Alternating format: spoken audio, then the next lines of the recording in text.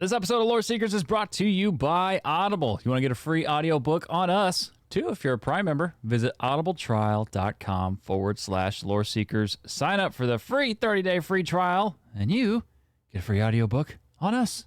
Keep your service going or cancel either way. Keep your book. Most importantly, hey, enjoy the show. I, Sea Voyager.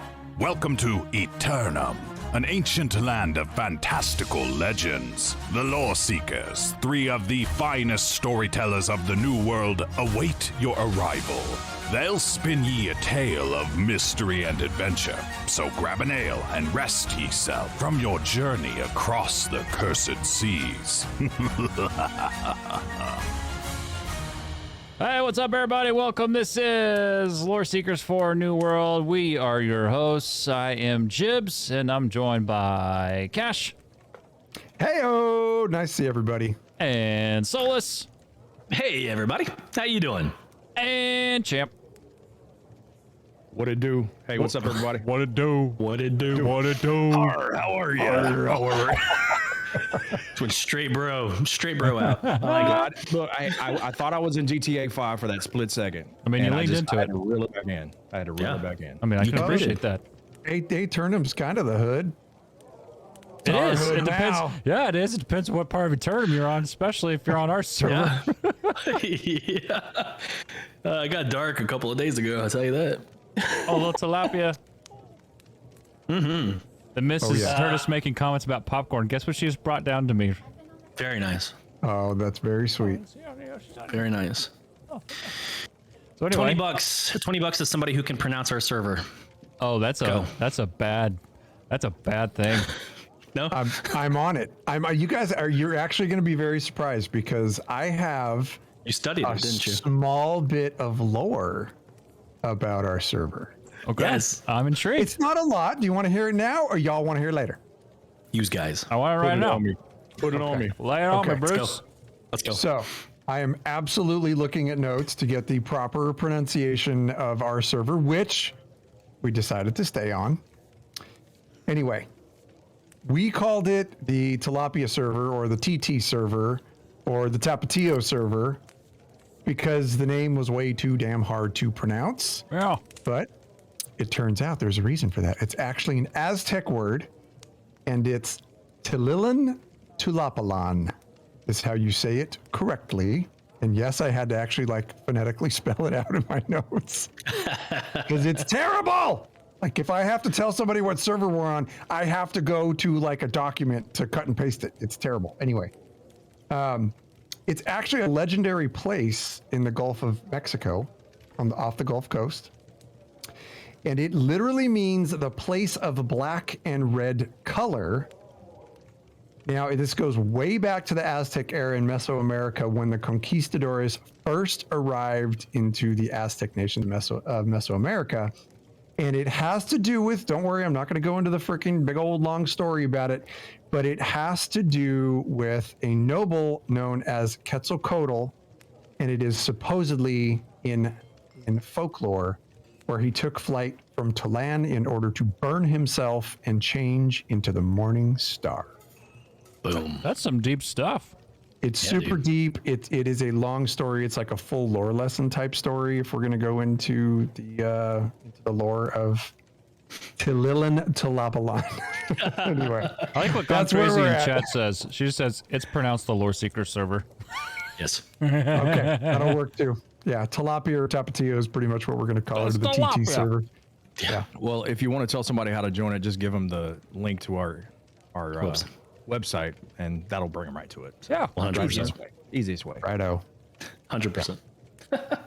goodness. So what's going on, gentlemen? I'm eating this popcorn. I really didn't expect popcorn.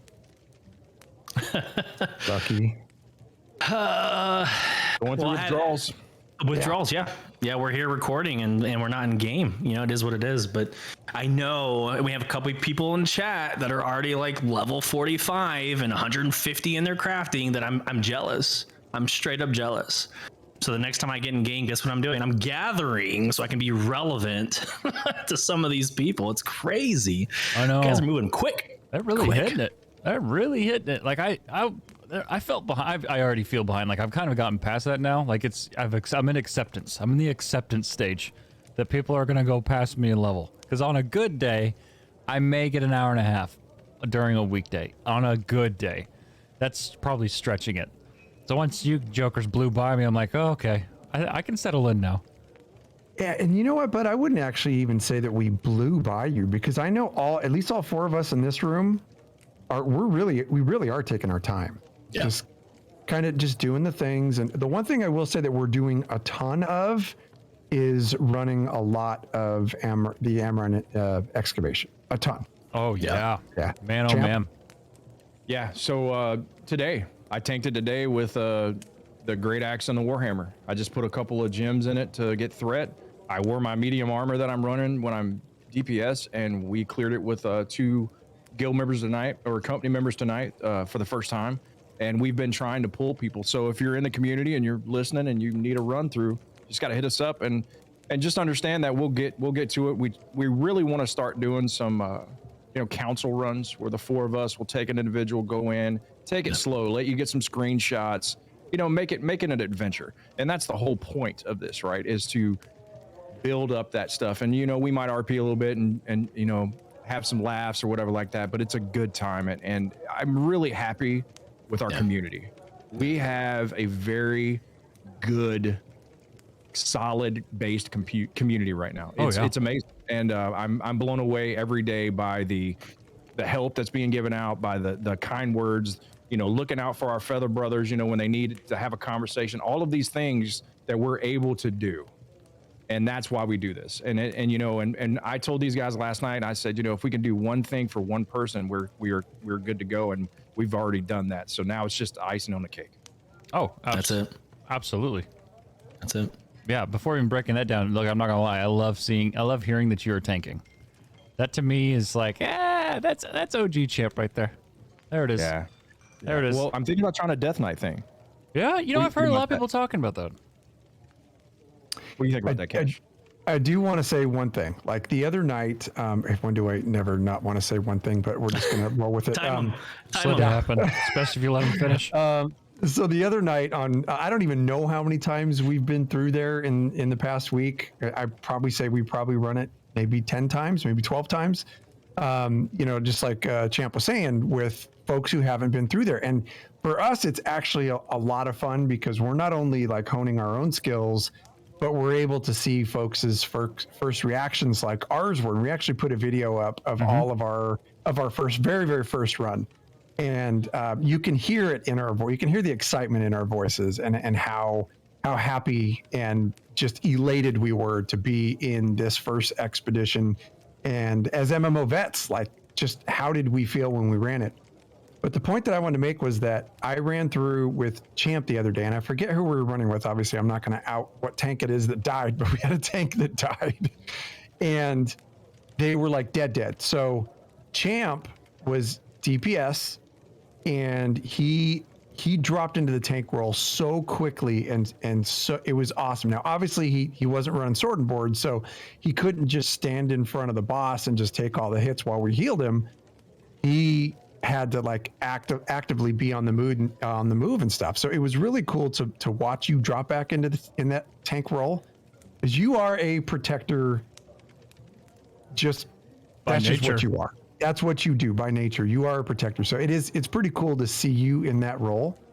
And I dug it, dude. I'll follow you off the edge, bro. Anywhere we go. Super fun. I loved healing it. Yeah, it was great. And I don't remember, I don't remember who the tank was either, because I've done it so many times. And because tanks die. It happens sometimes. He took several hits. He was right at the edge. I think he was 24. So he just caught a good slam, got puked on, and it was the end of it, right? No spoiler. But I knew I couldn't face tank it, right? Just from my experience in the game. So I basically just ran around and made him chase me. And because I'm running the great axe, I could use my dash to get away from him. So it's not always just going to them. It's also to get away, right? So it was pretty cool. Katie in chat says cheese roll. Yeah, I must have missed a cheese roll on that one. And folks, you're gonna probably hear this a lot, but I heal with the healing staff, and I love it. I'm really, really, really digging it. That's cool. And every time he puts down his heals, he always says, "More cheese, Oh, jeez. cheese roll." So apparently the devs are fans of cheese. So I would like to Wisconsin. get a dev clarification on what is actually being said there. it's funny you say that because we're going to talk about the languages. Oh, Coming. okay. Fantastic. So we had our first weekend. I think it goes without saying that this game is clearly making a statement. Whether people like it, they don't like it, at the end of the day, it took over Twitch. It's still constantly taking over Twitch. The hype is real. Gentlemen, that was those first couple days, that was pretty crazy. That was a fun time. Yeah, for some of you. Well, Man, that first day, dude, Tell them about it. Hey, real quick, I will start by saying that the three other individuals that are standing or sitting in front of you right now, like, I could have not wished for a more intact, beautiful team through such an ambiguous time frame than these three jokers that are sitting in front of you today. So just shout out. I'll let Bruce tell the story. I'll let one of y'all tell the story, but good Lord, there was so much confusion on day one. And I do think that we came out on top in a very good place, but I don't really want that to be my story to tell. But Champ, you want to go, buddy? all I want to say is, you know, the servers came up. We were going to go to El Dorado. I get in queue. We get our characters made. As soon as it came up, I'm 3,000 in queue. Didn't care. I've been a WoW player forever. 3,000 queue, that's nothing. Pocket change. I hit the escape button, had to load back in. I was 18,000. And we sat there and we were like, okay. And then we went to a channel and we're sitting together and we're like, this isn't okay for our community. This isn't going to work. What do we do? And then we bantered. You know, Cash was in there giving his insight. Sullus was in there giving his insight. JB was in prison again, so he had no insight. Can I clarify that so people know what's up whenever you say no, that? absolutely No, not. Okay. this is All my right. story. You stand by. Okay. You stand by. I was in prison. There. I want them to That's tell all you you need were to in know. prison. I was in prison. Okay, he works there. Okay, he works there. He gets paroled every day. But On The good guy- he's behavior. the one that Jibs is the one that does cavity searches. Sorry, go ahead. Go Oh ahead, my champ. god. holy, That's right. I mean, all I'm saying is, what's funny is we're sitting in the room and we really didn't know what to do. We're just sitting there and we're talking and like, okay, do we find another server? What do? We start looking at servers. We start looking at different things and we're like, okay, fine. What are we gonna do? And then I believe it was Cash said, I wish Amazon would say something. And almost to the moment they put out that tweet. What did the tweet say? What was the tweet? Tell us you go ahead because you read it to me and I don't remember the premise of it. I just remember when you said it, I'm like, thank you.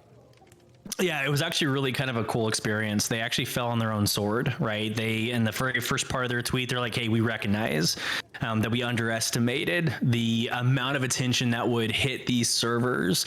But rest assured, there is action being taken place while we speak.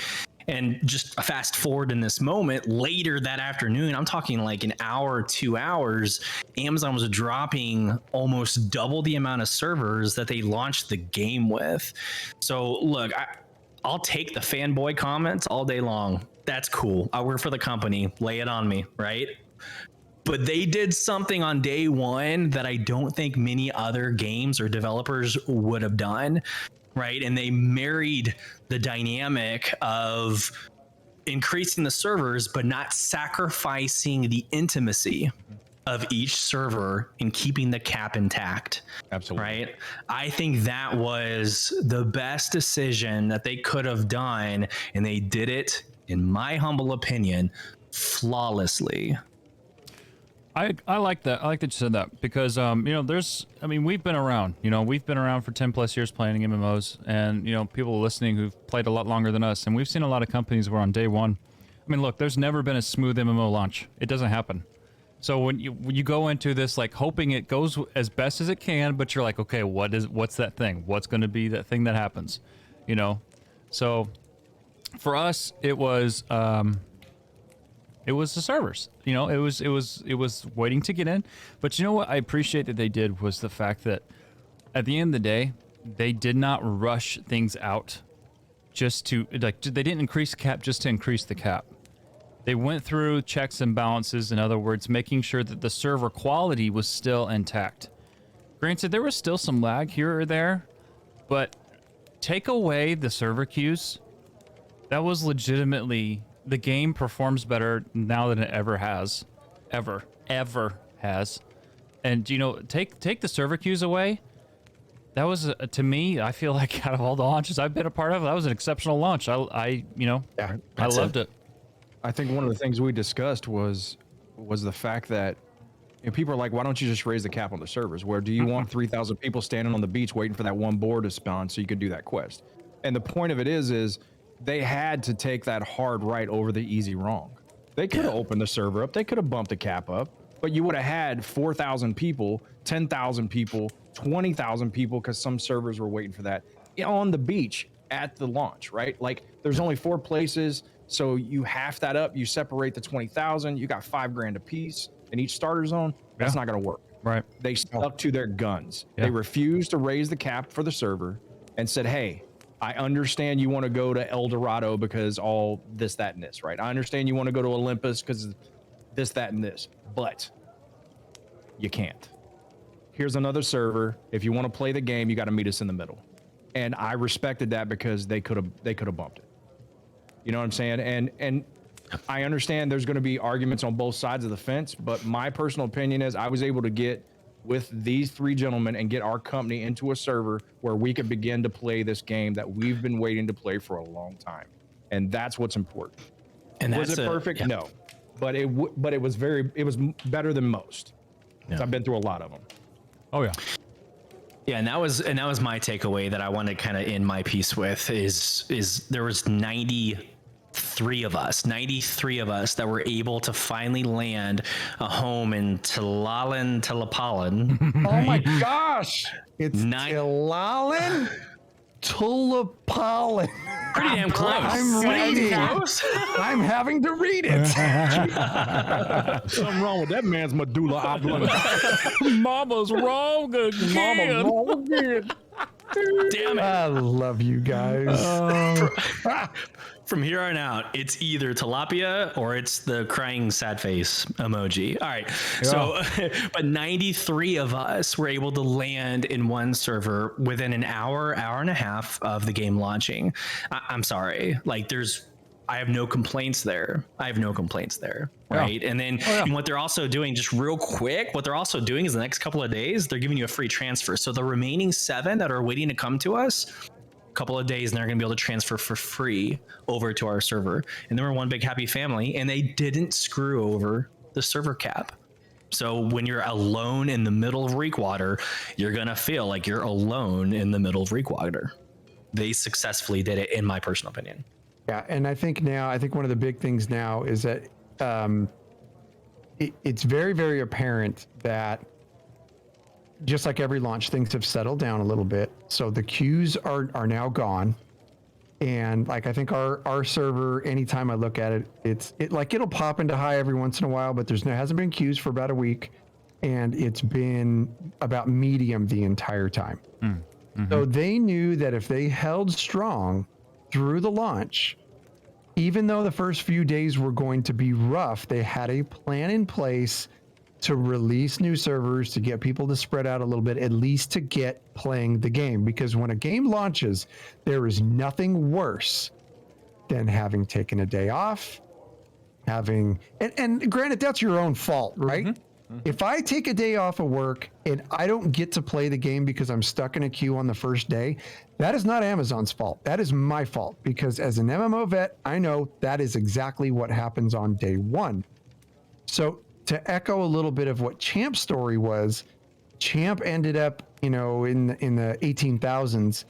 I took about 5 minutes to nail down my name, which is a completely different story that I'm so super happy with at this point. But by the time I got my name and got my character built, it had been about 5 minutes since the servers went live, and I was already 8,800 in the queue.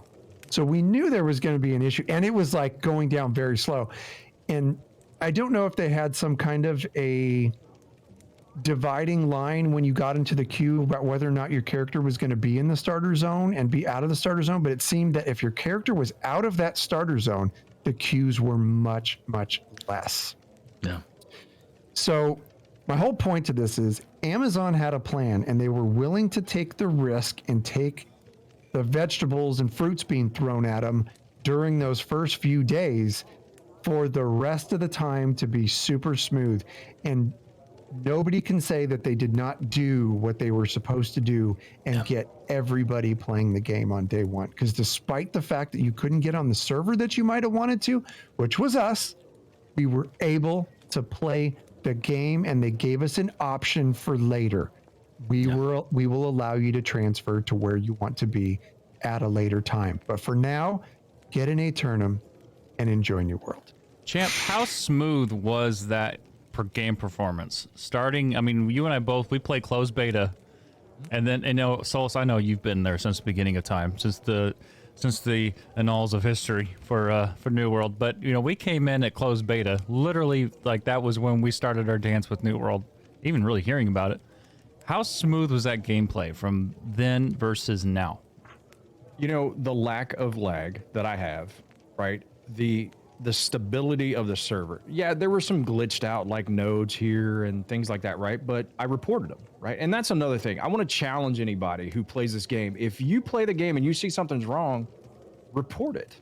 Yeah. Take that 5 seconds to stop. The thing that killed me the most, I thought it was a very clean, other than the queue times, obviously, but we all knew. We talked about that before it happened. We knew it was going to happen because everybody wants to play this game. Right. And what bothered me was people that I had watched and listened to who loved the game were so angry they were starting to get unhinged about it. I'm like, bro, give it 2 days. Why are you in a hurry? And that's another thing I don't understand. I see people, I played 2 days and I'm at level 40. I'm like, Jesus. I mean, my hat's off. My hat's off to you. My hat is off to you. But don't complain when you get to the end and they haven't implemented that yet because they expected you to be in the game for a little while longer. I'm just saying, give this game the patience and chance to grow into the game that you want it to be, because it's going to be. Oh, absolutely. And if you look at what we have the best sound ever in an MMO. Oh, yeah. The best graphics I've ever seen. And it's legit. I've never seen another MMO with the graphics. I love the way the mining nodes look, the way the trees are. Everything about this game makes me want to play the game. And I get lost. Yeah. I'll find something weird and I'll go look at it. I'll go fish for a minute. I'll go chop a couple trees down. This game gives me immersion. It gives me, the sound puts me there. And the only reason why I want to level up faster is just to see the next section of the map. I want to see the top part of the map that I haven't seen before. I cannot wait. Yeah. But Dude. I can wait, right? Dude, you think Reekwater is cool? Wait until you get into the Northwest. The Northwest with the snow-capped mountains and the sun man, that's my jam ray right there. tracing. Oh my God, I can't wait. I hate to tell you all, I'm never leaving Brightwood. It is Halloween Oh my gosh, all year right? round.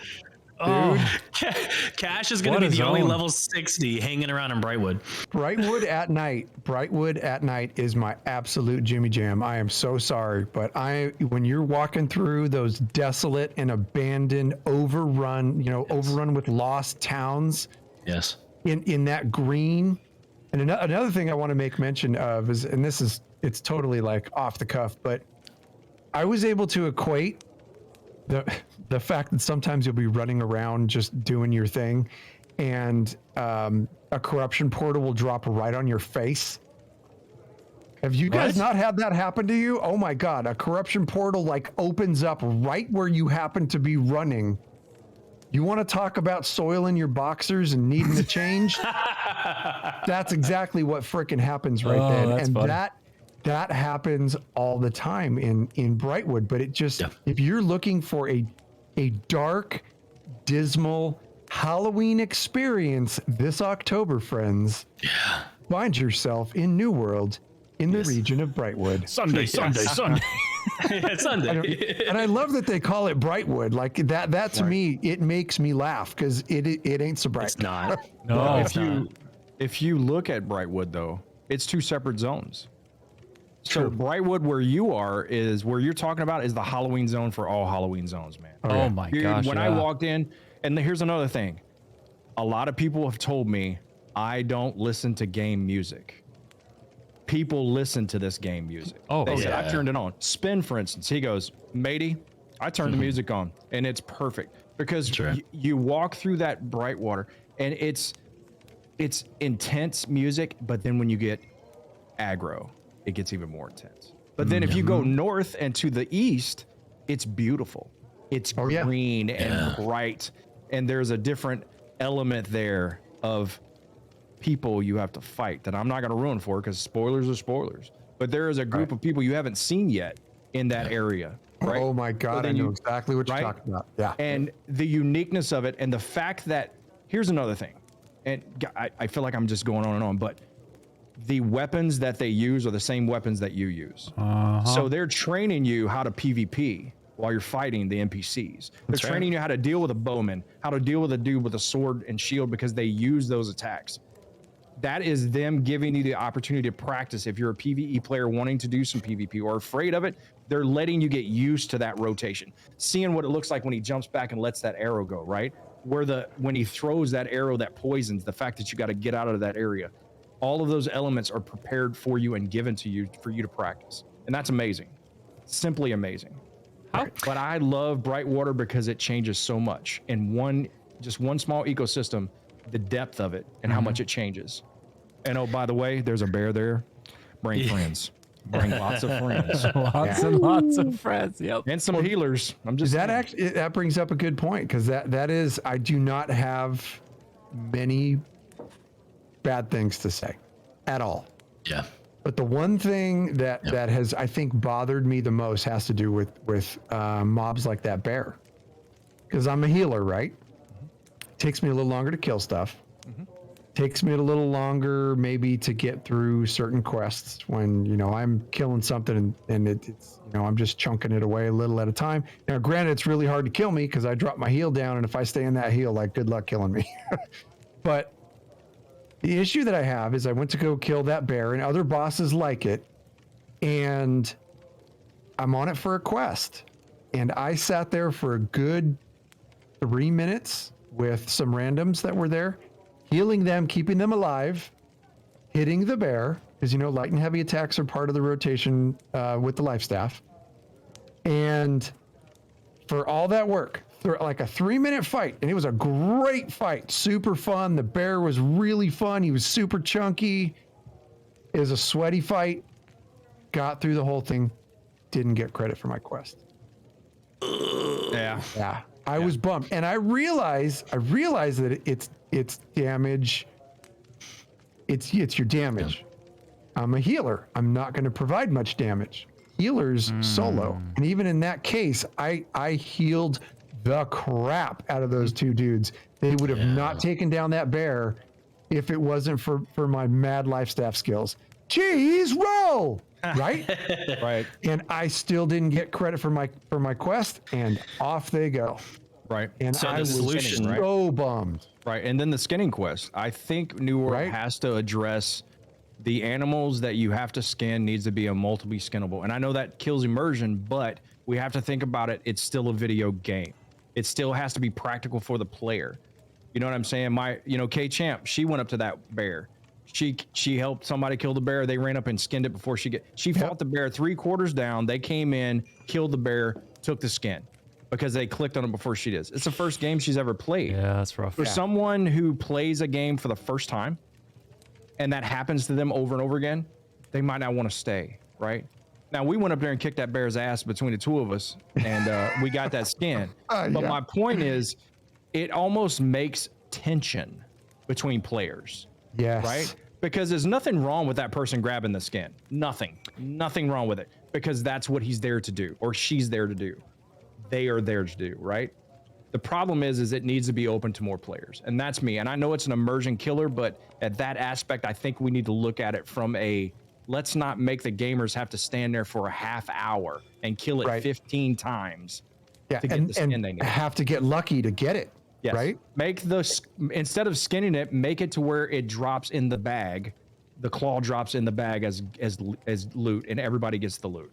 Right. Right. And you talked about immersion breaking. Well, when you have a bear that is, 3 times your own height, there's plenty of freaking skin there for everybody. You know what I mean? There's plenty of hide to go around. Maybe make it a time thing, right? Yeah, 15 seconds.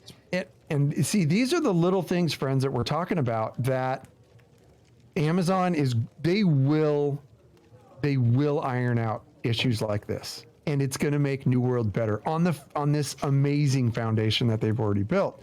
And I think that's important to say and that's why we like to talk about stuff like this. And we take it in a very positive way because we're so excited about this game. But when those little things like that get fixed and make the game more accessible for everybody, we're going to have a bigger population playing this game. Yeah. Absolutely. Absolutely. Go ahead, Souls. What I hear y'all providing feedback on are things that are small. They're low hanging fruit that Amazon can easily fix. What I don't hear y'all giving feedback on is bad sound, lagging servers, inability to play the game for whatever dynamic or whatever stretch that is, right? You're talking about things like skinning a bear.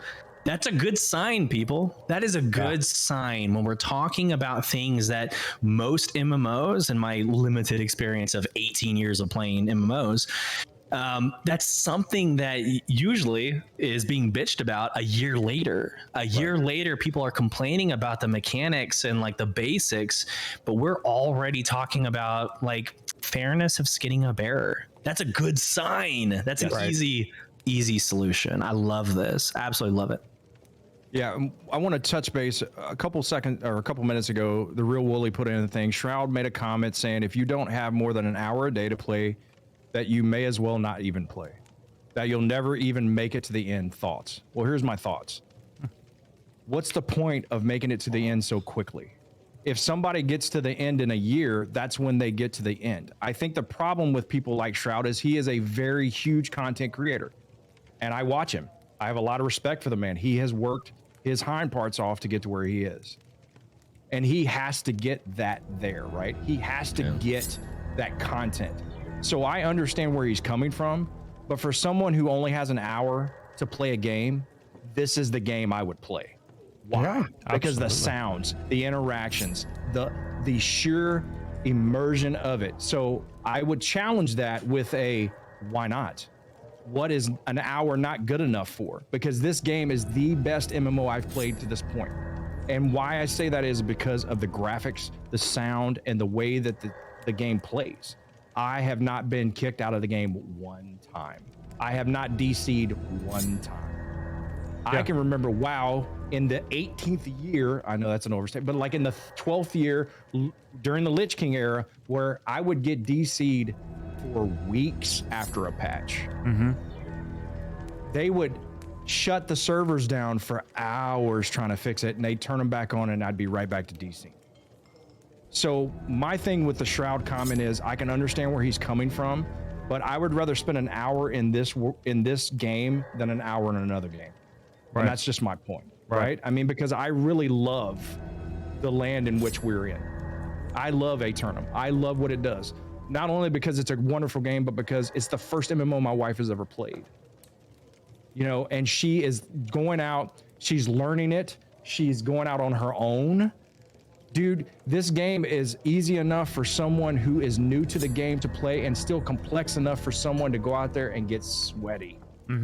This is a good video game. This is an amazing video game. And if you're hating on it, it's only because you're hating on it. It's not because the game is poor. And I will challenge anybody with that. I don't care how many viewers they have. This is a good game, and it needs to be treated as such. I'm just saying, man. Yeah, I mean, at the end of the day, like I said earlier, like I may have an hour. If I have an hour and a half, that's a good night for me during the week. And I think that this. So what I've been seeing a lot this past week regarding the game launch. First off, not to go back to where we were, but like Look, this is the best. This is the most solid launch of an MMO in the last 5-6 years, easily. I would even extend that out, maybe, you know, like 7-8 years. It aside from the server queues, that was the main issue. The overall integrity of the game held intact. The game was enjoyable when you get in there. Visually, it was stunning. It ran better than it's ever ran, period. That I've been able to play it. And I'll be even further transparent. I learned about this game at closed beta when Solus gave me a key. And I went and played for the first time, never followed the game one time. Now we're doing a show and community for it. So, you know, like, it speaks for itself. I say that, like, and this goes more than just the players, you know, like, playing the game. This goes as far as, like, if you're managing a company. This is the first time in a very long time that we've had a sandbox release. A true sandbox release. People are so accustomed to the theme park style MMO, and rightfully so, because that's for the most part what we've had. Most of the time in theme parks, you get to that end game. You race, you get after it, you get going, and you're there. Well, I challenge that here. Why? We have nothing but time. And if I have an hour to an hour and a half every night to log in to be able to play, whether it's me just chopping down trees, which sometimes it is, it's been that way this past week. Like, we all have families, we all have, you know, jobs, careers, and on top of the community and show and stuff, you know, like, if that's all I have is an hour and I'm just chopping trees, I love it. I absolutely love it. And I love it because I know this is a sandbox. We have nothing but time. Nothing but time. And that goes for whenever you're managing a company as well. It's the same thing. It's different than running a guild in a theme park. That's 100% different. It's not even in the same ballpark. Like, Preach. Like, so, like, whenever we're taking baby steps with things, there's reasons why we're doing that. It's because we have nothing but time, and we want to make, like, with theme parks, you look at the shorter game. You know, it's like you're chipping up onto that, you know, onto that green, getting ready to put it in. Whereas, you know, with a sandbox, it's totally different. You're always looking at the long game because you have, again, nothing but time. Yep, I love it. Hey, thank you very much, K-Champ and Malfeas, for the subs. That's fantastic. Really appreciate you guys in chat. Thank you so much. Yeah, absolutely. It's awesome. You know, really, go ahead, bud. just really quick, I really hope my employers are not listening, but yeah, some of the most fun that I've had during work calls is just chopping down trees, going into fishing. Like, it is the most it's the most immersive side quest gathering game that I've ever seen out there, where I can easily just detach. And I think that's important, not to like start talking about community, but it is so important to be able to detach. And what an amazing environment and world to detach in. Absolutely. Like, this is just an incredible experience. And I'll wrap up there. Yeah. I'm having a really hard time stepping away from the game, and that's it's not super surprising to me, because when I lock into something, I mean, this is my hobby, friends. Like, this is what I do. I have time. I'm blessed to have some time throughout the day that I can get in there and play. So I have more than an hour to play. I can truly engross into a game. And I am making a very bold statement because I've heard immersion a couple of times. We knew it was going to be a factor with New World. This is the most immersive game I've ever played in my life. And I can say that, like, above and beyond even games like The Witcher as a single player game, which is incredibly immersive. And like, there are times where admittedly, there's a bunch of people in our chat talking and they're doing their thing, and I will stay out of chat just to immerse myself and really absorb the quests and just soak in the world that's around you. And I don't know, people do have their own opinions, just as Champ was saying. People have their own opinions about games. They have their own experiences. People have, their likes and dislikes, and that's all fine. But for cash, I have looked for immersion for so long in a game, and there's been plenty out there where I've had a level of immersion and have enjoyed them immensely. But to this level, no, I'm sorry. I haven't felt that ever.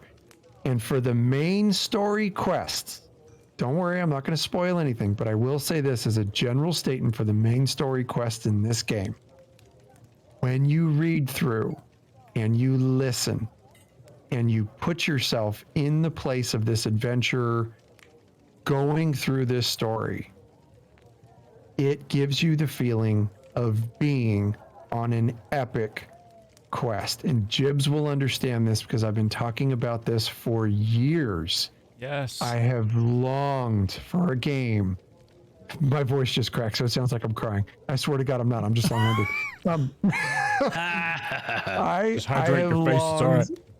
I've longed for a game.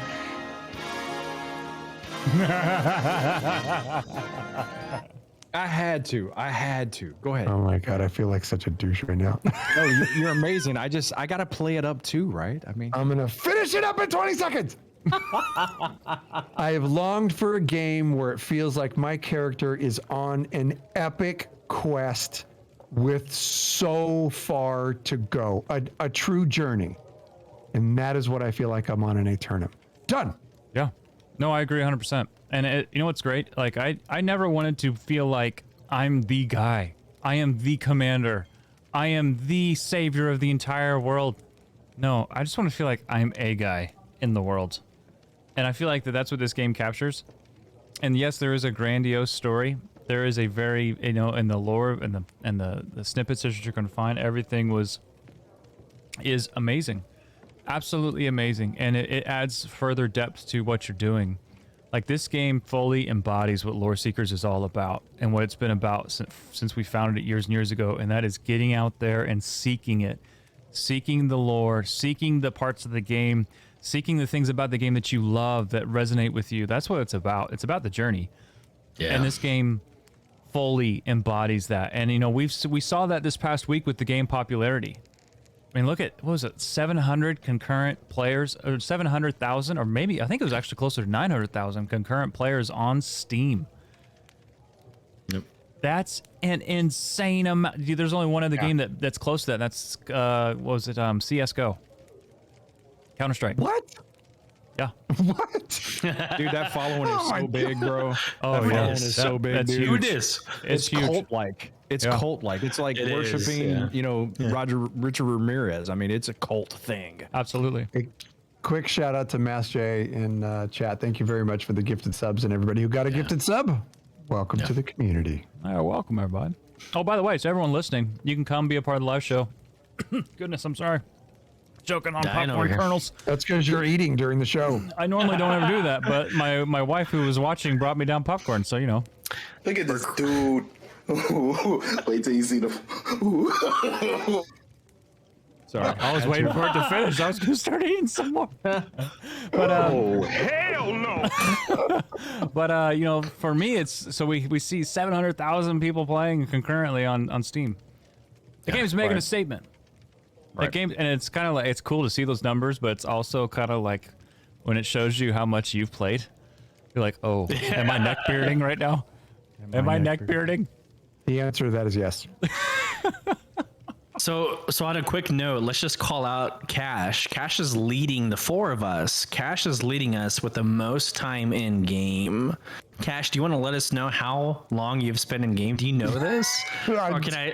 No, go is ahead, this dude. the thing? Yeah. I don't even look. I just log on. It's like 100. It's like 114 hours in game. Oh, Like it's ridiculous, dude. Rookie numbers. 119.1 hours. There you go. Okay. So let me just kind of take it to that. And I'm probably one of the lowest levels here. Yeah. I higher than seriously me. am. I seriously am. And the reason is because I'm doing a lot of exploring. Now, granted, Yeah. I'm bringing a lot of my stuff up. I'm probably working on other gathering professions more than others. Like, I'm trying to catch up on a few of them. But a few of mine are really freaking high just because I'm cruising around, just doing my thing. I'm truly exploring in this game, and I am taking my time. I think I'm level 30, almost level 33. So that's not. I mean, there's 60s already. We have people in our company who are already in the mid 40s and just crushing it. And I'm not. I'm just not in a hurry.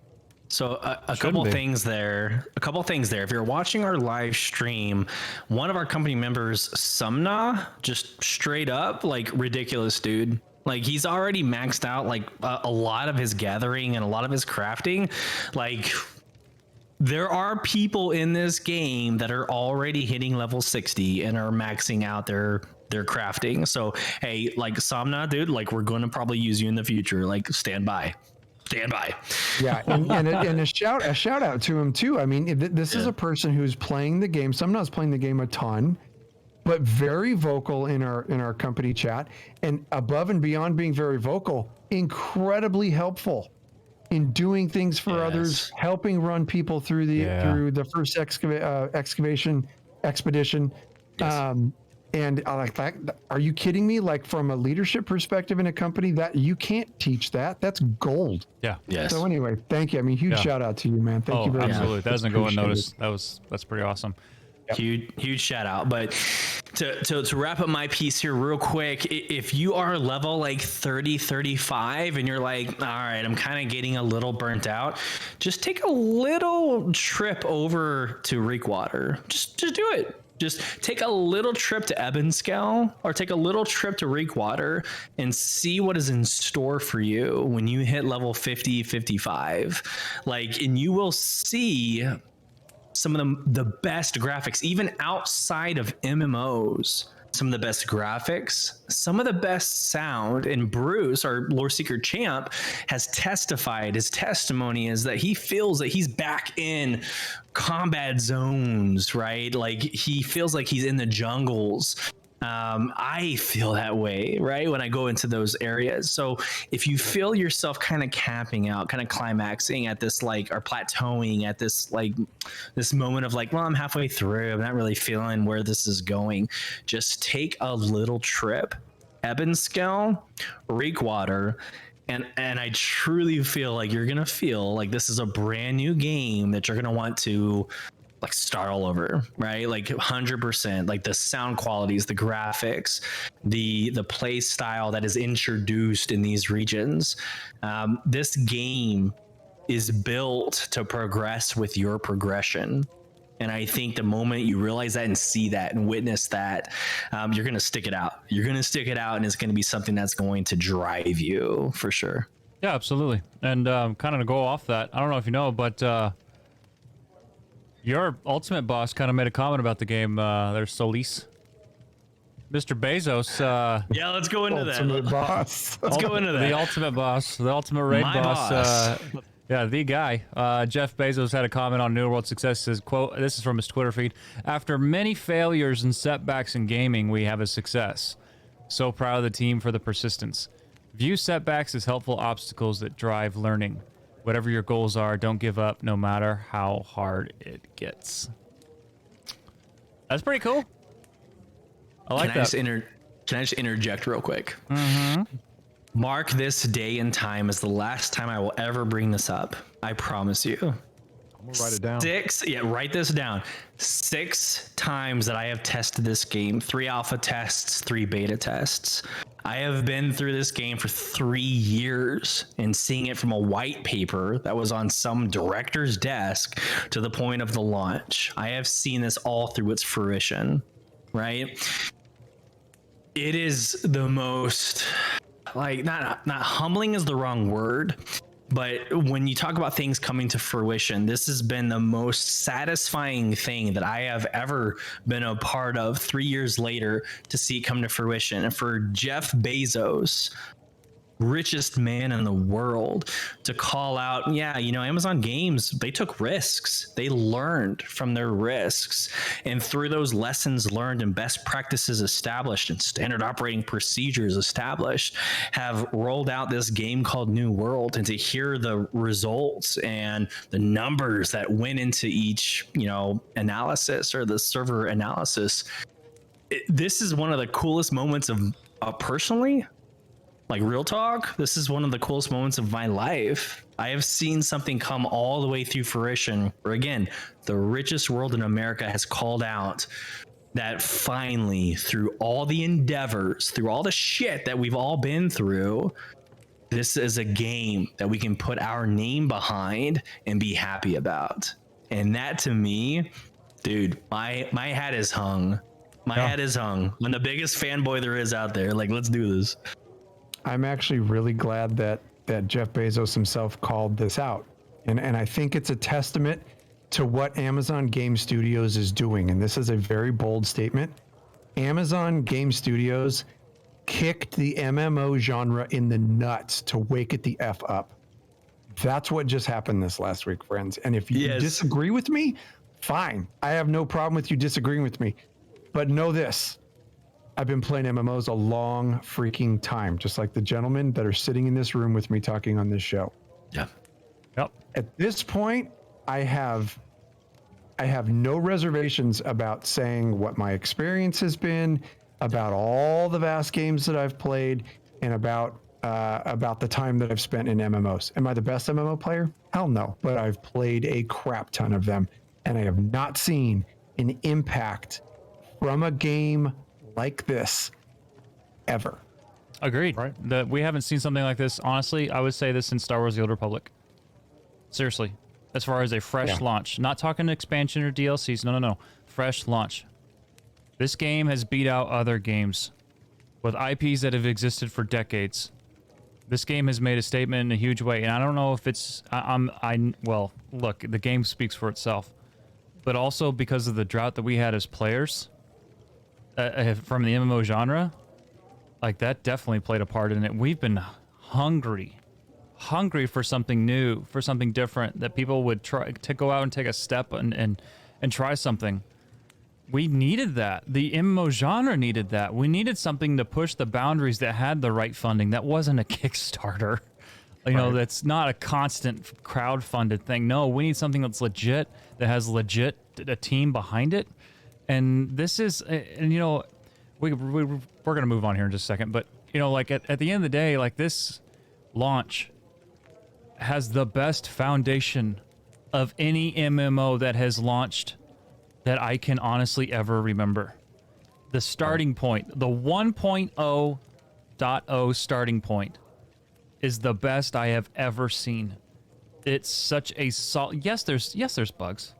Yes, there's, you know, there may be a lag spike here or there. Yes, there's these little things that happen, but overall, hands down. In the 10 plus years I've been playing MMOs, hands down the best I've ever seen. Ever. Right. And you think about, like, let's use World of Warcraft for an example, because that is the holy grail. Borrowed power. My character is the same strength it was the first day I met him. First day I made him. And his power is based off of what I pick up and what they give me. Right. The Heart of Azeroth, the cape, the what the hell ever the catch is, right? Right. Yeah. I really think this game has a base to where it's not a borrowed power game, because you're never truly that powerful. Right. You are a person who landed on a beach, who has a capability of fighting with two different weapon styles, and you are pitted against enemies that are greater than you. And chopping trees. But that gives you that colonial feel, right? The chopping the trees, the mining, building yourself up, taking over a civilization. So it's your company civilization, fighting for land. That's what happens when you throw three different types of people or three different types of groups into this place, and they're all trying to figure out where to go, how to get off the island, how do I make better, how do I fix this? You know, if they can stick with not making games that are based off of borrowed power that they give and take away, because that was my hate for WoW. Every time I was epic at the end of an expansion, I started over at the next expansion, and everything that I did in that previous expansion was gone. Right. It was worthless. It was done.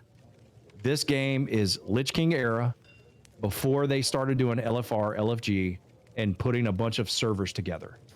Because I see Loreseekers everywhere. Oh, dude, right? Everywhere. And at the same time, right. And at the same time, I can go out into the wilderness and not see one person for a half hour. Walk into town, there's 50 people standing there. Yeah. I love that because it makes you feel like you're truly alone. And when you group up, you appreciate that person being with you, because there are things out there that will kill you. Absolutely. You know, and there's there's just such a love for that, and such a it's primal.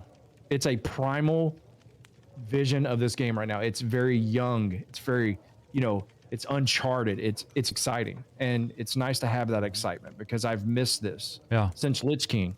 Oh yeah. Since Lich King, I haven't felt this way about a game, and I'm all in, man. It's great. It's a great game. That's cool. It's pretty cool to come out of like Emerine excavation and seeing the 20s, 30s, 40s, 50s of individuals just, hey, looking for a group. I need somebody to cover with. Like, how refreshing is that? So refreshing, dude. I mean, so like, good. Oh, So good. That's how it should be. That's the old days right there coming back. And that in itself, if there was nothing else but just that alone, like that fuels the fire, man. It's the old school MMO coming back. And that's what we needed. That's what we need. Make things tough. Make it where you got to work for it. Make it to where not everybody gets XYZ thing. Make it somewhat exclusive for when you work for it and the time investment. Most importantly, make the community grow together through forming groups, etc. It's just, couldn't agree more. And if I could just drop another thing in here real quick, because there have been some instances, I think most of the instances that I've seen have been really, really positive, but there are some instances of people out there using very, very poor etiquette. And I think if we want to continue what we're talking about here, growing a community and, seeing those amazing things that we're seeing that really harken us back to those old school MMOs where everybody's like looking for a group and, hey, group together, just need a healer, then good to go. Like, I really do love seeing that outside of the expedition. But the one thing I'll say is if you can take the extra step, it's so much easier to be kind to another player. And if there's a player that kills something and you happen to get to the corpse before they do, don't freaking skin it. Just wait for them. If you're a healer and you're running by somebody and they look like they're having a hard time, throw a freaking heal on the ground. It costs you nothing to be kind. Help that person out. That is what builds communities in MMOs, folks. Yeah. Not getting upset with somebody if they're on your grind spot, or absolutely, saying I'll duel you for the spot. Really, dude? Oh my God.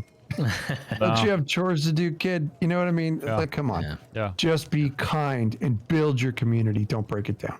Absolutely. And to follow up on that real quick is think about the person that's behind the keyboard. That's the thing. Maybe they had a bad day that day and they came into this game to play the game to get away from that. You do the same thing. There is not one person that doesn't play a game that doesn't have a shitty day and comes in the game to have a good day. Leave the shitty outside.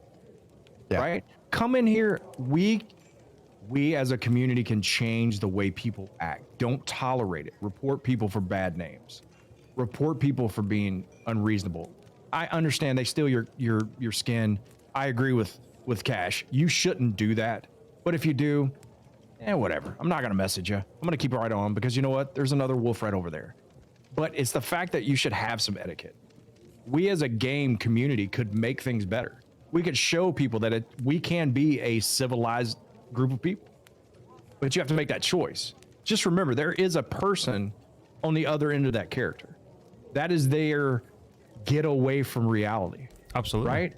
So why not be nice? I don't understand. It takes so much less energy to be nice to people than it does to be mean. It's more You have fun. to almost go out of your way, right? It's way more fun. Way more. I help people all the time. If I kill an animal and I can tell a person wants to skin it, I give them the thumbs up, hey, and I just run off. Yeah, because I just Dragzog, right? What are they saying? What are I they don't saying? know. Yeah, We should talk about that. We should. But so they added a new feature in the game with AFK detection, and I don't know if any of y'all picked up anyone running in place, like at a specific corner where their character was not moving for like 25 minutes. Let's talk about it. And Let's do it. so anyway, Hardcore Henry, community manager, put a post on the forum, says, quote, "Greetings, adventurers. We have seen a lot of frustration around individuals who may be artificially remaining active enough in servers to avoid the automatic AFK mitigation that is built into New World. We certainly agree that this is not acceptable behavior, especially when there are droves of individuals who are waiting patiently to get into a world.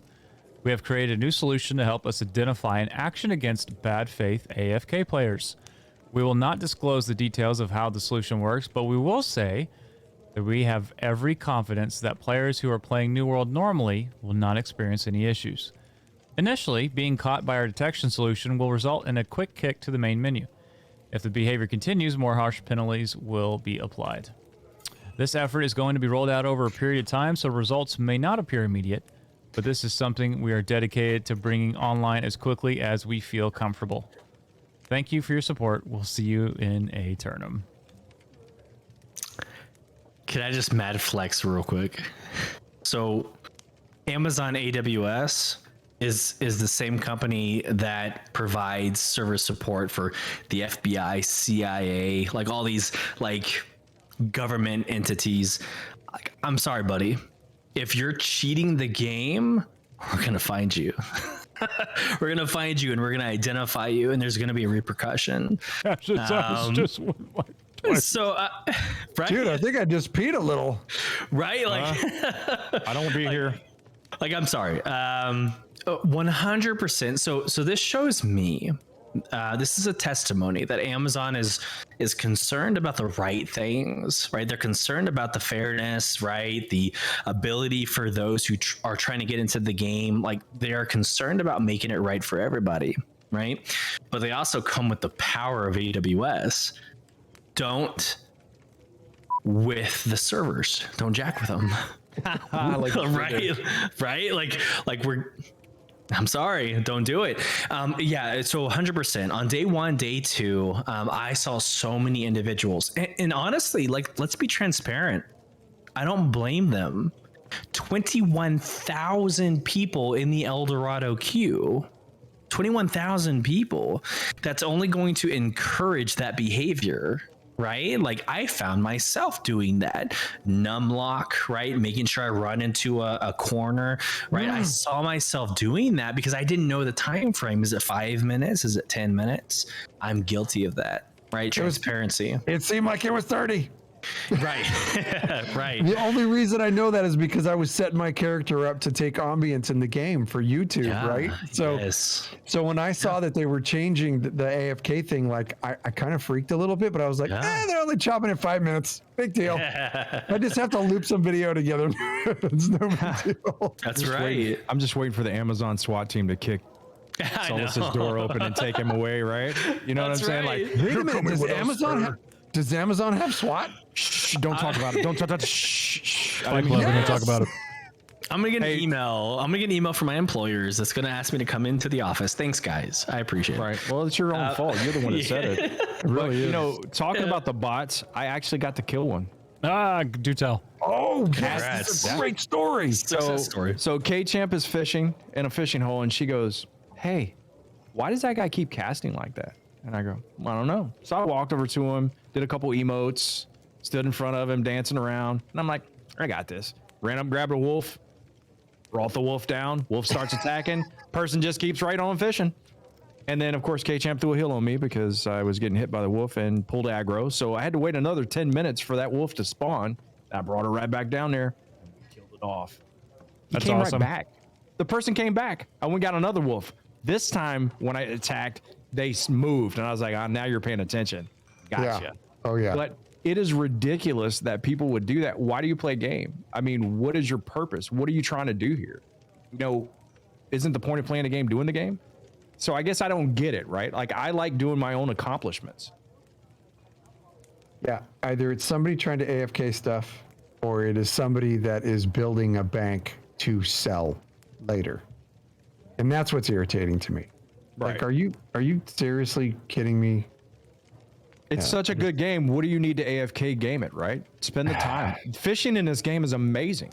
Oh, yeah. It is amazing. So, but it was fun to see that because I had just seen that post on Reddit where people were pulling wolves into them to kill off bots and stuff like that. And they were chopping down, or they were breaking down mines because people were running into the mines because it wasn't on the same algorithm if they were running into a wall. And people were chopping the stuff and just sending them on their way. And I actually felt really good about it. And, you know, K-Champ was laughing and it was just a good old time. But it's pretty sad that people are at that point. You know what I mean? It's the first week of the game and we already got people doing macro botting. It's crazy, man. It's crazy. What do you play the game for?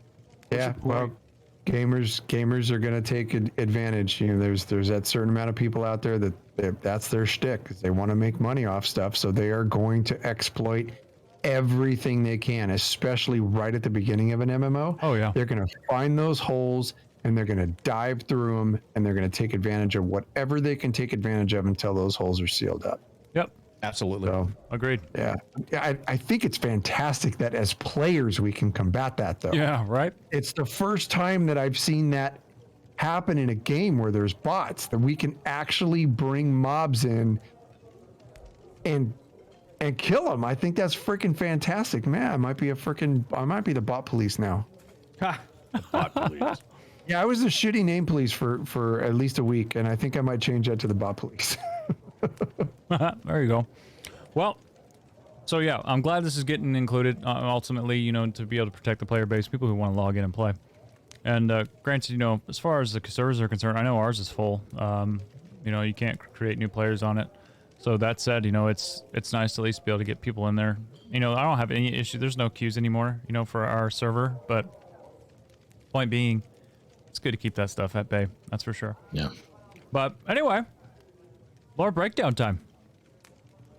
Yeah, you friends, ready? so I'm totally ready. Is there like any kind of a special bumper? I think we got a bumper. Hang on, let me find it. This one right here.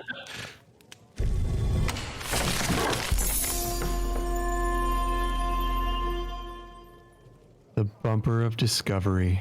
Ta-da! That's why every time I hear that, I just hear ta-da! So, friends, every other week, this is what we start doing. Every other week, we are doing a breakdown of the lore lesson from the week before. And this week, we're doing a breakdown of our lore lesson on the Corrupted. We're going to kind of hit all the biggest points in the game. We're going to talk about the lore behind them. And then the next week, we're going to break it down. So this week, we are talking Corrupted. If you need like a quick refresher, pause the podcast, go to YouTube and watch our lore lesson on the Corrupted. So I think one of the biggest things that I want to bring into focus, maybe have a discussion about it, is the fact that the Corrupted are not soulless husks. They're not just an NPC that you kill. They're not just a mob that you kill in the game. There is a reason that the Corrupted are here with us, and they have a history, and they have drive, and they have vision. And if you haven't seen that yet, it's because you're picking up the freaking lore pages and just putting them in your bag and you're not reading them. I get that you can't read them right when you pick them up because there's aggro everywhere in the game. Yeah. But take the time to read through those things after the fact. You're going to find some freaking amazing story. So, a few of the big things that I think I want to hit. In the lore lesson, we talked about running into a certain Dr. Theophrastus Bombastus, and he is somebody that you'll be able to see introduced to you in one of New World's official videos on the Corrupted. But a lot of the things that he has to say are very, very interesting, and it really will bring some life to what the Corrupted actually is. And the first thing is that there's no known origin of the Corrupted. He believes, Dr. Theophrastus Bombastus actually believes that they're linked to the ancients. Now, this is where it gets interesting. And Champ, you had mentioned this before we started the show. The Azoth that is innately on this island can go one of two ways. Based on, what were you saying? The type of person you are. Right. And like I said, it's not to go that route, but I mean, go to Dave Chappelle. It's like cocaine. It's gonna exemplify your insides. So if you're an asshole, you're gonna be a bigger red-eyed asshole. But if you're a good person, you're gonna be shiny and blue, and you're gonna get to be a nice person, right? But I believe Azoth is that karma of what your sole intention is, right? Like if your sole intention is to reach out power, then you are corrupted.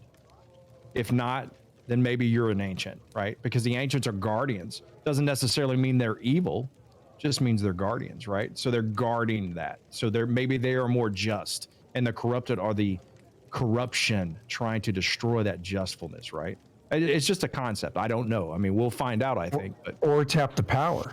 right. Or tap into the ultimate power. And I think that's one of the important things to realize is that Dr. Bombastus, one of his big theories is that the corrupted spawned from the ancients' failed experiments with Azoth. And perhaps the ancients had good intentions at first, but those intentions were corrupted, and the Azoth took advantage of that situation. And for whatever reason, however they did it, freaking wiped out the ancients. All those statues you see of the two-faced and four-limbed ancients were wiped from the planet. So the thing that I want to talk about a little bit is something that's very, very interesting to me, and that is the gentleman that you see at the very beginning of the video, before you even put your feet in the sand on the beaches of Eternum. You're introduced to Captain Thorpe. Captain Thorpe doesn't do so well once he reaches the shores of Eternum, and you can see it. But the fact that the Azoth on the island could tap into, for good or evil, the motivations of the person. And it's obvious that Captain Thorpe had a very strong connection to the Azoth when he opened up that box in the tavern, wherever he was. I think it's Portugal, but wherever he was. He opens up this box, there's Azoth in it. I think very early on, Captain Thorpe saw through to what the Azoth could provide. Now, was that corruption drawn to Captain Thorpe because of that deep desire that he had for the power he saw in that box? I don't know. And I'll be honest, possibly. You know what? One thing I look at this game that I love so much about everything that I'm hearing from you is the word possibly. Go back to Elder Scrolls when we were covering that world. And the lore from that game is told from a standpoint. Like one person's viewpoint, it'll vary from another. Right. Lore is centric to that person. That's what I see in this game, which ultimately leads it open to interpretation. Could this be Bombastus's, way of looking at all of these things only? Yeah, absolutely. Could it be completely different? Absolutely. But it makes you wonder, especially with, Captain Thorpe, how quickly the corruption took a hold of him, relentlessly took hold of him. And you heard him, that was kind of a spoiler, sorry. But, Go for it, dude. You hear him fighting it. You hear him, the fear in his voice when it's hitting him, regardless of whatever, evil motivations he may have had. In the moment, he had that fear. You could hear it. Yeah.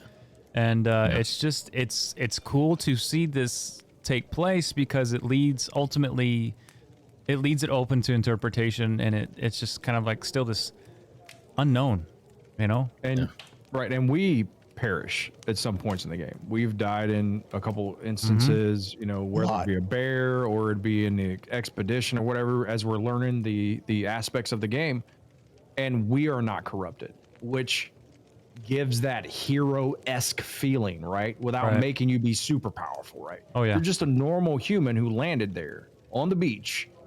You have a couple weapons, you choose your path, you go. Yeah. And I love the fact that, like the video that we saw where the Romans walked up and they took the thing out of the statue and then they were corrupted. Yeah. And then the next group came up, had to fight those people because now they were the guardians of that corruption. Right. If you look at it from that aspect, it's whatever your intention is, I believe, whatever your intention is, when you grab that piece, that's where you're captured. And I think that's where our character's premise in the game is presented as a just and earnest person. So act that way. That was my another punch there. But it gives you that feel that you are a heroic person and you're normal. Yeah. And that's fun. And it's set in our own history. Yeah. Pretty cool. Agreed. I find it pretty interesting that when you kill a corrupted, you not become more corrupted. But when you kill a lost or somebody who's infused with Azoth, you get Azoth. Yes. Right. So I feel like there's an underlying fundamental story that's being driven here, right?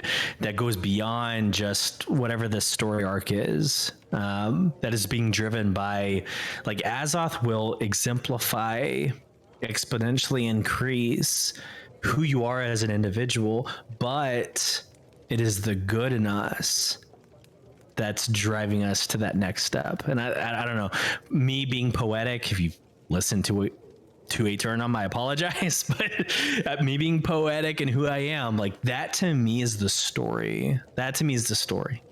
You have Azoth, and it exemplifies who you are as a person. There's one ending, and how you want to end up on either side of this ending is up to you, but there's only one ending. And I think that's exciting. That's exciting to really listen to. Dude, I am nerd bonering that you said that. It's like I am arriving. I had the biggest point to that, and as soon like I saw that you wanted to talk, and I saw when she started going into it, I was like, oh my god, I'm in the room with 4 of the freaking coolest nerds ever. Because 3 additional cool nerds. But anyway. I'm picking up what you're putting down on that. And you mentioned the fact that when you die, say you die to the corrupted have the ability to turn you into corrupted when you die. That's a thing. But when a player dies in this game, you do not fall to the corruption. Right. And I truly believe that the reason that takes place is because every player in this game is innately good-hearted and is here for good reasons. Yes. And I don't care if that sounds super Careberry or not. I think that is the case, and the reason that you don't become corrupted. I mean, obviously, if there was some mechanic in there for you to become corrupted, that's like game breaking. But to write it into the lore, it's like this. It's like writing why there's no pets into the lore. There's a lore reason for it. Look it up. It's there. I think that is a reason why the Lost can turn NPCs into corrupted, but not the player into corrupted. And that lets me transition directly into how the corrupted convert humans to being one of their followers, to doing their thing. So there's dying in battle. You die in battle. A few days later, you rise from the dead as corrupted. There's wounds that can cause wounds on you, which fester and eventually turn you into corrupted. You can find yourself in the middle of a corrupted area where these corrupted portals are coming out and corrupted are pouring out of it. And there's corrupted sludge coming out of those areas. And that sludge can overtake you and transform you into corrupted. There's even reports from rangers in the field saying that they've witnessed corrupted pinning down and shackling victims, imprisoning them, and those very imprisoned victims later on are corrupted. How gnarly is that? I mean, Nasty. like there's a certain level in this game, no matter, like, the intro scene totally bothered my wife, not even gonna lie, with Thorpe. Like that there, especially at the end, like that's raw. Like there's this raw, like, eeriness to this game that continuously it's a common factor throughout the entire time. It's in the lore, it's in your gameplay. It's sure as heck in Brightwood, which is an amazing zone in itself. I mean, like there is an eeriness that carries with you, that it's, you know, and an intensity that comes along with that. It's hard to beat that. It's hard to get away from that. And they have the ability to communicate. They have churches. They have congregation areas. Mm-hmm. The miners have bowmen that watch over them while they mine. Right. They are not out of control. They are doing things in a manner as which that you would do them. When I walked up to that mine where you have to disrupt their mining operations. And they have a miner standing there, and there's a bowman within aggro distance of that miner. That is well thought out, because that is what they would be doing. The corrupted, just because you don't understand their language and their intention, does not mean they're not intelligent. It doesn't mean that they don't have a premise or purpose, because they do. And I cannot wait to uncover that. Yeah. I cannot wait for them to give us the understanding of their language. What if when you get to a certain point in the game, you actually can hear what they're saying? Oh my How God. amazing would that be? Oh, that'd be cool. If you were able to find maybe a series of books that gave you the ability to hear their language in your understanding. How amazing and immersive would that be? I can't do 2 nerd boners in a show. Well, you just did. And you know what? You're probably going to have a third one because we haven't done yet. But my point is we know that they developed a language for all of these. 4,000. Every single one of them have a language. What happens when you can understand the language? What if you find books in libraries and churches that are encompassed by the corrupted or by the lost or by the ancients, and you have to fight through expeditions or raids or whatever that might look like, and you have to find these pages there that are hidden. Yeah. And then once you find them all, when they talk, you can understand them. Oh my God, dude. How much would that change your game? Oh, that's awesome. What I'm saying is they have the footprint for this. They could do that. Yeah. Just for sure. go that route. Take it to that level. Make me feel like I'm watching a movie while I'm playing it. To watch my wife sit and play this game who has never played a game before in her life, to enjoy it, to be immersed herself, this is the greatest game of my generation, because it brought my wife into the game. She's never played a video game, not even a phone game. JB's wife is in the game. Mm-hmm. These are 2 people who don't play games that want to be a part of this game because it's so amazing. And the reason why it's amazing is because there's depth. If you come up to me and tell me there's no lore in this game, we fight. Amazon did that, champ. Amazon did that. Yes. The same people. So crazy. The same people that send me my hair restoration cream in 2 days. What hair? What hair? I didn't know we Just were kidding. doing this. I don't use that anymore. Those days are over. I'm just like, Right. I could get whatever the F I want in 2 freaking days. It's that company that did this. Yes. That's profound. Yes. I'm and sorry. to give us a world where we go into, dude, I sit at work, cannot wait to get in this game. Yeah. Right. And when I'm in the game, I regret the fact that I have to go to bed. And that is funny, dude, but I'm like, I got an hour left. Yeah. You know what Yeah. I mean? Oh, This absolutely. game is fun, dude. This game is It's fun. freaking sexy, dude. It is. Absolutely. And I don't recall the quote, but 4,000 different antonations of vocabulary for every single like race that's in the game. It's already there. It's there. They've already created it. This is Lord of the Rings type development on language. So to your point, champ, it's there. I'm curious where it goes. You would not spend this kind of development tools and assets. You would not develop or spend the time and the money to develop 4,000 different languages to not do anything with it. So I think we're in for it. I think we're in for a very special surprise that I think will probably tie into exactly what you just said. Otherwise, why would you do it? Why would you invest in it if it wasn't for something larger than what we're thinking of right now? It's there. It's coming. And It's already I'm there. telling you, you can, there are small hints. And some of the small hints are the corrupted, like I said, they're not soulless husks. They have towns, they have camps, they have settlements, they have crafters, they have smiths, they have alchemists, they have scientists. They seem to have taken on a new life after their death, but kept the skills that they had in life. And part of that is the fact that they build. Now, it's not just the language, but it's written. It's not just a spoken language, but it's written. So there's symbols on the obelisks that they build. You can hear them. You can hear the mobs when you get close. when they finally aggro you, they are yelling something in some type of a foreign tongue that we don't know what is. And I love the fact that Champ said that. I would love to be able to know exactly what they are saying. Yeah, it would be great. The languages that are in this game, they are there. And to your point, Solus, you're right. This harkens me back to the Silmarillion.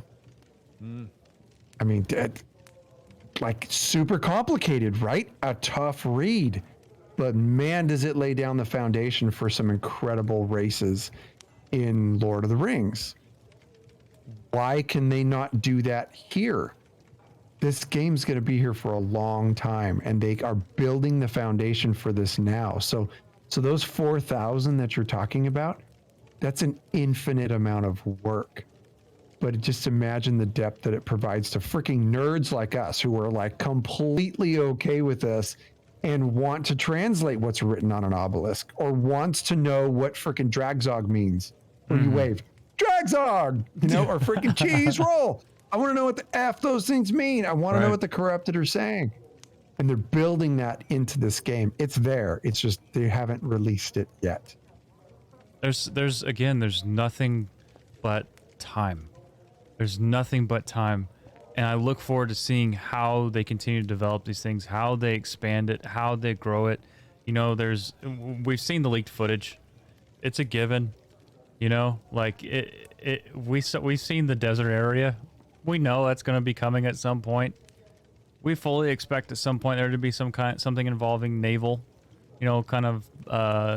sea content, something to that effect. Like, it's going to be one heck of a ride, 100%. Yeah, it absolutely is. And I think the takeaway from this, friends, as we close up the lore, the breakdown of this lore lesson is, don't take the mobs in this game as just mobs. Now, okay, elk and cow elk and turkeys for F's sake, right? Okay, those are just mobs. Like those are innate creatures that you're going to take for their skins, but not Reekwater turkeys. Those are bosses. Those are straight up bosses that I've died to. Mini boss, please. Right? Mini boss. Mercy. So, and we're gonna have more of a story to tell, and you're gonna find your own story, friends, when you're out there traveling and exploring and running into the lost and running into the corrupted and running into Angry Earth. Every one of them have a story to tell. Like the corrupted have a church. The corrupted have priests. They have a reason they're doing the things they're doing. They're not mindless freaking zombies. And yeah, they'll drop right on top of you when you're out in the middle of the world exploring. And I think the important thing to remember is that when you find lore surrounding them, read it, because there's a lot more than meets the eye. Amazon Game Studios did an incredible job in the past months building player versus environment into this game. Find it, spend time with it, and understand the work that went into making it happen. And if you forget to do that, we're going to plague you with all of the things because we're noticing it. Yes. And like K-Champ said, what if we are the enemy taking over their sacred space, and that's why they're fighting us?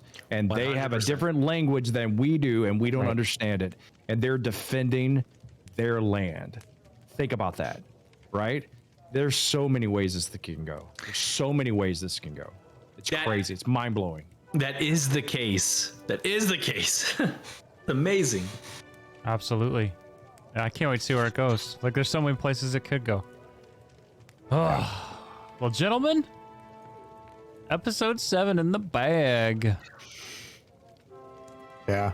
I don't even think we had like our do we do first impressions? This is Cash's first impression. I love it. I can't stay away from it. It's the best. Oh, it's so good. Well, everyone, thank you so much for tuning in the show. We hope you enjoyed yourselves.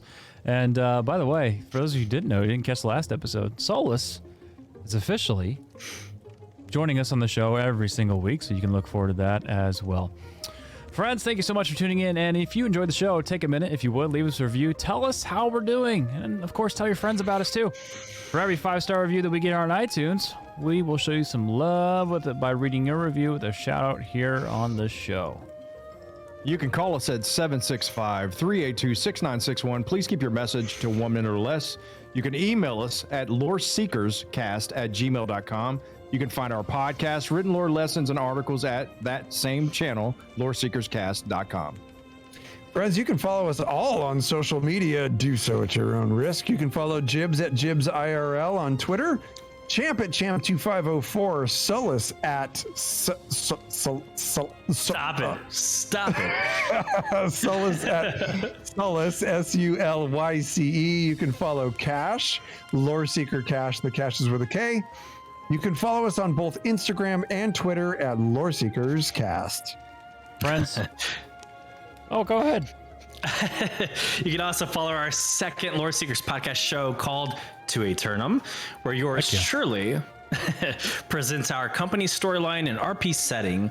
We talk community, we talk the company management in New World Gaming and abroad.